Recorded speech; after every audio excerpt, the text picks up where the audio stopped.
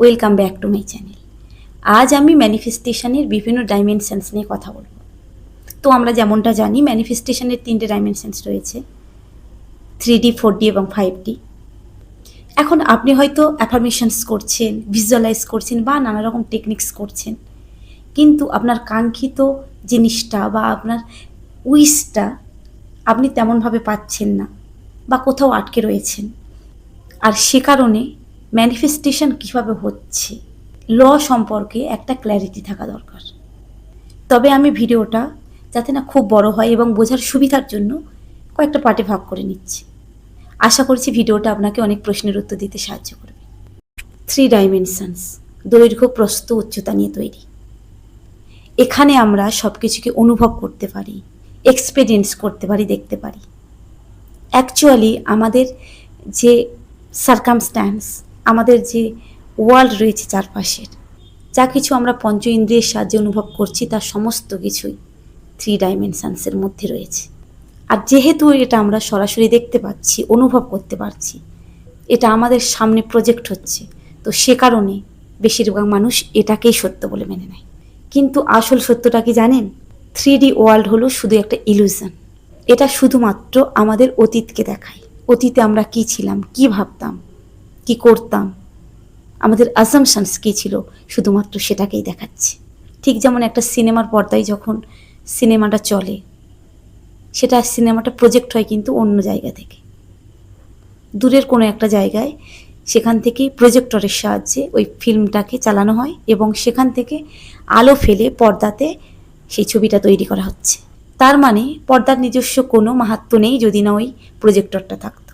Projector যে ফিল্মটা ওখানে দেখাবে সিনেমার পর্দায় সেটা ফুটে উঠবে। যদি প্রজেক্টরের সাহায্যে কোনো হরর মুভি চালানো হয়, সিনেমার পর্দাতে সেই হরর মুভিটা দেখা পাবো আমরা।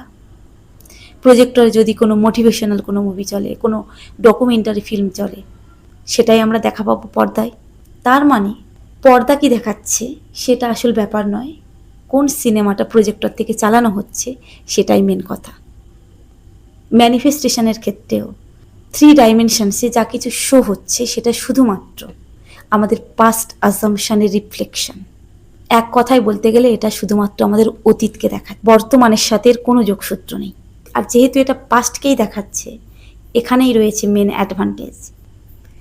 একজন ম্যানিফেস্টার হিসেবে আপনার 3D ওয়ার্ল্ডের কোনো কাজ নেই, আপনার মেন কাজ অন্য জায়গায়। আপনি পরিবর্তন অন্য কোথাও করবেন আর সেটা 3Dতে রিফ্লেক্ট হবে। আপনি যদি চান আপনার কাঙ্ক্ষিত জিনিসটা আপনার মতো করেই আসুক, আপনার ভেতরে চেঞ্জটা আনতে হবে, আর সেটাই হলো 4 ডাইমেনশন। আপনার কাজ কিন্তু 3Dতে নয়, 4Dতে বদল আনবেন। অ্যাজ এ রেজাল্ট, ফল হিসেবে আপনি 3Dতে সেটা দেখতে পারবেন। বেশিরভাগ মানুষ এখানেই আটকে পড়েন। 3Dতে কোনো মানুষ যেটা চাইছেন তার বিপরীতটা দেখাবেন, ফলে তারা রিয়াক্ট করেন। আর রিয়াক্ট করার অর্থ হলো মেনে নেওয়া যে এটা এখনও আমার লাইফে আসেনি। আর এটাই আমাদের ম্যানিফেস্টেশনকে আরও ডিলে করে। কারণ বর্তমানের যে থট, বর্তমানের যে অ্যাসাম্পশন, যে ইমাজিনেশন, সেটাই আগামীকালে গিয়ে শো করবে। আমি অবশ্যই ভবিষ্যৎ মানে অনেক বছর কোনো পরের সময়, ম্যানিফেস্টেশন ইনস্ট্যান্ট হতে পারে, এমন অনেক কিছু আমরা ম্যানিফেস্ট করে থাকি যেটা ইনস্ট্যান্ট ঘটে। কিন্তু যখন আমরা কোনো বড় কিছু ম্যানিফেস্ট করতে যাই বা কোনো বিষয়ে আমরা যখন অনেক দিন ধরে আটকে থাকি, তখন অটোমেটিকভাবে আমাদের মধ্যে একটা রেজিস্ট্যান্স তৈরি হয়। অ্যাকচুয়ালি আপনি যদি চারপাশটা দেখেন তাহলে বুঝতে পারবেন আপনি যা কিছু এক্সপিরিয়েন্স করছেন আপনার লাইফে, আপনার লাইফটা যেমন চলছে, আপনি যে জবটা করছেন, সব কিছু আপনারই পুরানো কোনো অ্যাসাম্পশনস ছিল বা রয়েছে। যেই জিনিসটা আপনার মতো করে হয়নি, আপনি একবার ভেবে দেখবেন সেটার সম্পর্কে আপনার ধারণা কী। যে জবটা আপনি চাইছেন, আপনি কি মনে করেন আপনি সেটা পাওয়ার যোগ্য? আপনি কি মনে করেন সেটা অলরেডি আপনি পেয়ে গেছেন?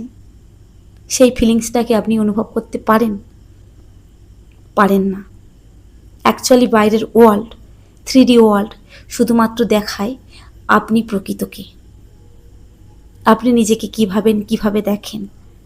ধরুন আপনার একটা বাগান রয়েছে এবং বাগানের এক কোণে কোনো একটা ফল গাছ জন্মেছে এবং সেই গাছে ফলও হচ্ছে, কিন্তু আপনি যেহেতু ফলের বিষয়ে জানেন না বা অতটা নজর দেন না, আপনি কোনো বন্য ফল ভেবে সেটা হাত দেন না, খানও না। কিন্তু একদিন আপনার বাড়িতে এমন একজন গেস্ট এলেন যিনি বললেন যে ওই ফলটা খুবই দামি ফল, ফলটা খেতে যেমন টেস্টি তেমন ভীষণ পুষ্টিগুণ রয়েছে, এটা বাজারে হাজার হাজার টাকায় বিক্রি হচ্ছে। তিনি নিজে খেলেন, আপনাদের প্রমাণও দেখালেন। এরপর আপনি কি করবেন? আপনি কি গাছটা যেমন ছিল, ফলটা যেমন হচ্ছিল তেমন ফেলে রাখবেন, না ওই ফলটার উপযুক্ত ব্যবহার করবেন? আমি এই গল্পটা এই জন্য বললাম, ম্যানিফেস্ট আমরা 24 ঘন্টা করে চলেছি, কিন্তু আগে আমরা ম্যানিফেস্ট করতাম না জেনে, না বুঝে। এখন আমরা লকে জানছি, বুঝছি, তারপরেও কি আমরা চুপ করে বসে থাকবো? যে 3Dর কোনো মাহাত্ম্যই নেই আমাদের জীবনে, এটা একটা ডেড রিয়ালিটি, সেটার প্রতি কি আমরা রিয়াকশান দেব? আমরা কি 3D দেখে রিয়াক্ট করব, নাকি সেই ডাইমেনশনস চুজ করব যেটা আমাদের ভালো হবে, যেটা আমাদের জন্য আমাদের কাঙ্ক্ষিত জিনিসটা এনে দেবে? ইমাজিনেশান ক্রিয়েটস রিয়ালিটি। আমাদের কাঙ্ক্ষিত জিনিসটাকে ইমাজিন করা কি এতটাই কঠিন? 3D রিয়ালিটি যতটাই কঠিন হোক না কেন, যতটাই অপোজিট দেখাক না কেন, আমরা যদি কখনো না আমাদের কাঙ্ক্ষিত স্টেটটা না ছাড়ি, তাহলে যে 3Dর কোনো মাহাত্ম্যই নেই আমাদের জীবনে, যেটা শুধুমাত্র আমাদের পুরানোকে দেখাচ্ছে আমরা কী ছিলাম, এবং সেটা আমার মতো হচ্ছে না, আমার কাঙ্ক্ষিত লাইফটার মতো হচ্ছে না, কেন আমি সেটাকে ফিট দেব? কেন আমরা সেটাকে আনে বালে কালের জন্য ফেলে রাখব?